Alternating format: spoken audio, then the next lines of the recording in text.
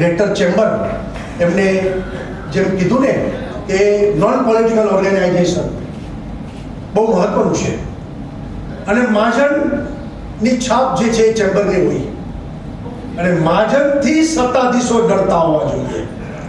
જે જૂના જમાનામાં મહાજનની ધાક હતી અને આપણે ત્યાં મધુભાઈ મહેતાથી માંડીને બધા જે ચેમ્બરના પ્રમુખો એ વખતે સરકાર સામે લડતા હતા અને વેપારીઓના હિતમાં, વેપાર ઇન્ડસ્ટ્રીઝના હિતમાં જેની વાત સરકારે પણ સ્વીકારવી પડે અને ત્યારે થાય કે જો નોન પોલિટિકલ ઓર્ગેનાઇઝેશન હોય તો એમાં જો અમારા ભાજપવાળા લોકો સત્તા સ્થાને હોય કે અન્ય પાર્ટીના લોકો હોય તો એ મહાજનની વેલ્યુ, એનો ભરોસો અથવા એની વાતની જે મક્કમતા જોઈએ એ રહે નહીં.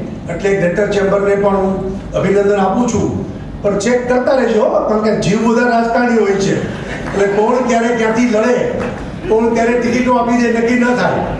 એટલે બેટર એ છે કે ચેમ્બર હંમેશા તટસ્થ અને કોઈ પણ પોલિટિકલ ઇન્ફ્લુઅન્સ વગર ચેમ્બર ચાલે એ સૌના હિતમાં છે. ગ્રેટર ચેમ્બરને ખૂબ ખૂબ અભિનંદન.